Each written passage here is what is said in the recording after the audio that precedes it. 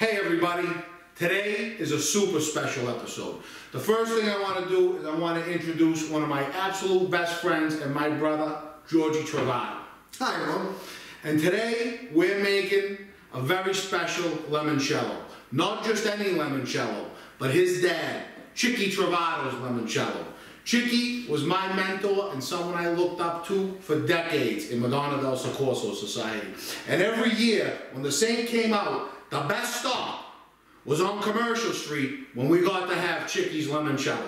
Okay? So I couldn't be prouder than to make this limoncello here today with his son, my best friend George, and we know Chickie, he's definitely with us. Okay?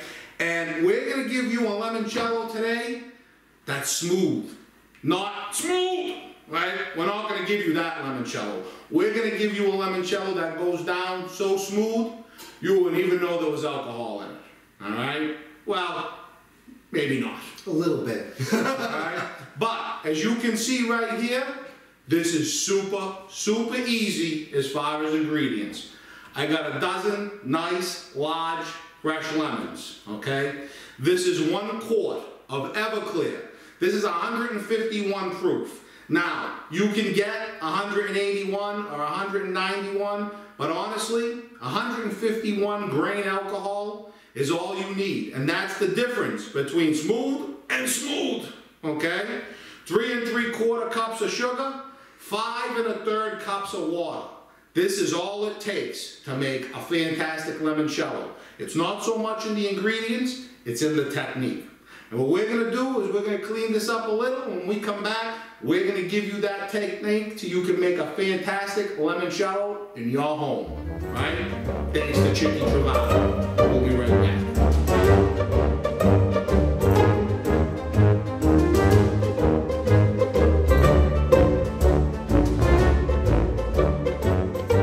All right, everyone. What we need to do is we need to zest all of these lemons. Okay? And the secret is you can't have any white on the inside.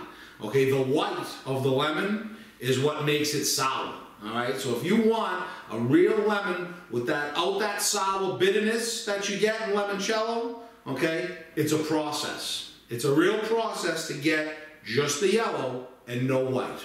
Okay? Cannot emphasize how important that is. Okay? The white will ruin the whole batch. You don't want any white. Take your time, be very, very, very careful when you're using your zester. You just want that outer layer of yellow. That's it. And as you can see, I have the big boy. George, he likes the small guy.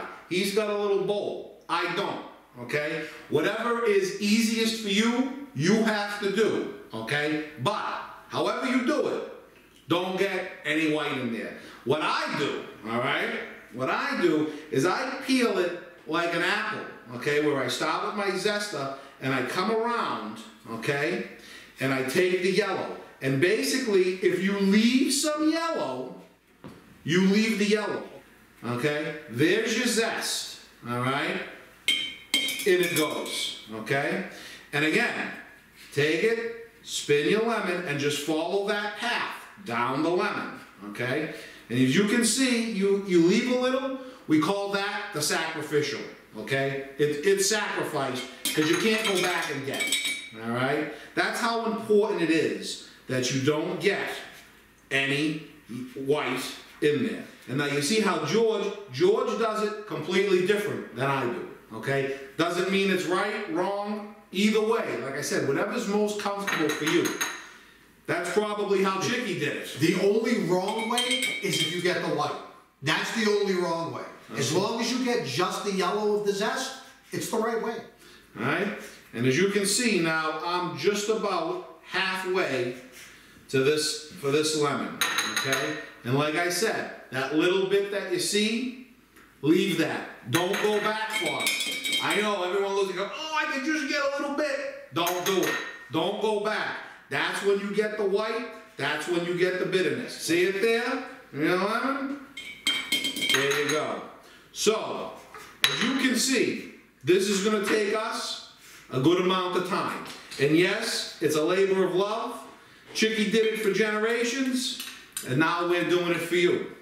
So, we're gonna do that entire bowl of lemons, and when we come back, we'll show you how much zest is in your jar before we add our alcohol. Lemon me, buddy. You got it, brother.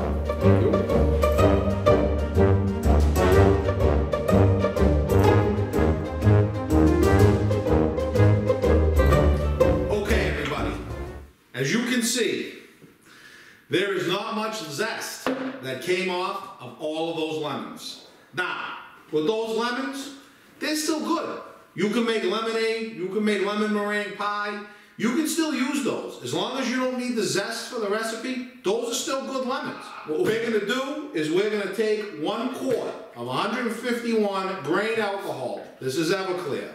See this? This is where we're at. We have to put this in the sun for 10 days. Not outside. Somewhere in your house, in front of a window. Every day, walk by, give it a little toss around. I'm gonna go show you where I'm gonna put mine for 10 days. Okay, your limoncello, right there, right in front of the window. Every day, walk by, give it one of those, and leave it there. And in 10 days, we'll be back. Wow, that was a quick 10 days. And here we are, okay? Now, we're gonna go back, and George and I, we're gonna finish our limoncello. Now what we're gonna do is we're gonna make that simple syrup. So now that our water is boiling, we're gonna start adding some sugar into it. We're gonna add it a little at a time. What we're trying to do here is we're making a syrup. So we're just gonna want this to dissolve in there. So we'll just put a couple of little spoonfuls in there. And if you look in, you'll see that it's cloudy in there right now. And we're just gonna start stirring that. And what we're gonna do is a little at a time, we're just gonna keep adding sugar to it, and we're gonna let it come back to a boil until it's completely clear. You won't see anything in there. If we look back in there again, you'll see how the sugar is dissolved. And that's what we're looking for. And we're gonna keep adding our sugar to it and keep letting it dissolve down until we've used up all of our sugar. Then we're gonna shut it off and let it cool. We'll be back. Okay, everybody, here we are. Our simple syrup, it's basically cold, okay? We normally would let it sit out for about 4 hours, get to room temperature. We didn't have that much time, okay? So I put it in the freezer for about an hour. It's definitely a little below room temperature. Has to be at least room temperature or cooler. All right. For you, sir? Okay, now, this is the one that I made 10 days ago. We're gonna run this through slowly and get all of the lemon rind up. And you can see the zest, it's white. The yellow that was once in that zest, it's gone. And really at that point, you don't even need to get the rest of the zest out. Now, what you can do is, you can save this zest, put a little Ziploc bag, put it in your fridge, put it in a little Tupperware. You can sprinkle this on pastries and stuff and use this for flavoring of desserts. Really good. Now, here we go. For you, sir. Thank you, sir. And guys, this is it. Here we go. Like moonshiners. As you can see, this is going to be a slow, careful process. So we're going to fill up both of these bottles, and when we come back, we're going to have a nice toasted chicken. Okay, everyone, here we are. Chickie's famous limoncello recipe. And I have to say thank you to my best friend George for being here and sharing your father's recipe with us. Thank you, brother. Thank you, Kenny. Thank you so much for having me, and thank you for giving me the opportunity to share my father's recipe. This is something he loved making. He loved to have this, and actually the anisette too, that he would share with the society when they would show up on the Sunday of the feast, when the saint would come to our house. So, in memory of you, Dad, thank you. Cheers. Chickie, to you.